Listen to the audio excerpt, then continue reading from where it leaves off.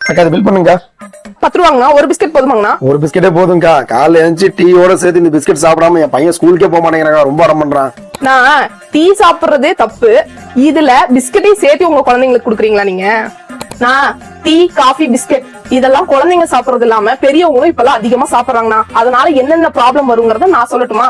Weight gain, case, acidity, ரத்த சோகை, ஏன் சுகர் கூட வரதுக்கு வாய்ப்பு அதிகம்னா. நான் டீ, காஃபி சாப்பிடுறதுனால உடம்புக்கு இரும்பு சத்தை எடுத்துக்க விடாம பண்ணுதுங்கண்ணா. அதோட நீங்க பிஸ்கெட்டை வேற சேர்த்து சாப்பிடுறீங்க, அப்ப டபுள் டேமேஜ் தான் உங்க உடம்புக்கு. பிஸ்கெட்ல சுகர் பிளஸ் ரிஃபைன் வீட் ஃபிளார், அதாவது மைதா இதுல அதிகமா கலக்கறதுனால நீங்க தினமும் சாப்பிட்டா டயபெட்டிஸ் ரிஸ்க் ரொம்ப அதிகம்னா. டீயோட பிஸ்கெட்டை சேர்த்து சாப்பிடுறதுனால அதுல 0 கேலரிஸ் தான் இருக்கு. அதனால உங்களுக்கு வெயிட்டும் அதிகமா கெயின் ஆயிரும்.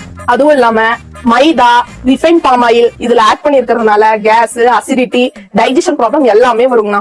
அந்த பிஸ்கெட்ஸ் மென்னு சாப்பிடும் போது பற்களோட இடுக்குகளை தங்குறதுனால மஞ்சள் கரை ஏற்படுறது மட்டும் இல்லாம கேவிட்டி சம்பந்தப்பட்ட எல்லா பிரச்சனையும் குழந்தைங்களுக்கு வரும். அக்கா அப்போ டீயோட சேர்த்து எதுதாக்கா சாப்பிடுறது?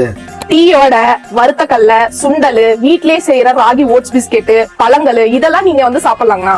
டீயோட பிஸ்கெட் சாப்பிடுறது தப்பு கிடையாதுங்கண்ணா. வாரத்துல 1 to 2 தடவை சாப்பிட்டா போதுங்கண்ணா. வாரம் ஃபுல்லாவே சாப்பிட்டீங்கன்னா தானே நான் சொன்ன இந்த ப்ராப்ளம்ஸ் எல்லாமே வரும். அது மட்டும் இல்லாம முக்கியமா குழந்தைங்களுக்கு டீ, காஃபியோட சேர்த்து இந்த பிஸ்கெட் தரத கண்டிப்பா அவாய்ட் பண்ணிக்கோங்கண்ணா. நான் பிஸ்கெட்டை நீங்க வீட்டுல செஞ்சாலும் சரி, அதுக்கு ஆல்டர்னேட்டிவா நீங்க கடையில வாங்குறீங்கன்னாலும் ராகி பிஸ்கெட், கம்பு பிஸ்கெட், கோதுமை பிஸ்கெட், மில்லட் பிஸ்கெட்னே இப்ப விக்குதுங்கண்ணா. அதை வாங்கி உங்க குழந்தைங்களுக்கு கொடுங்கண்ணா. இப்ப இருக்கிற பேரண்ட்ஸ்க்கு இந்த மாதிரியான விஷயங்கள்லாம் நிறைய தெரியறது இல்லைங்கன்னா, அதனால மறக்காம இந்த வீடியோவை உங்க ஃப்ரெண்ட்ஸ் அண்ட் ஃபேமிலிஸ்க்கு நீங்க ஷேர் பண்ணிருங்க. மறக்காம நம்ம பேஜை ஃபாலோ, சப்ஸ்கிரைப் பண்ணிக்கோங்க.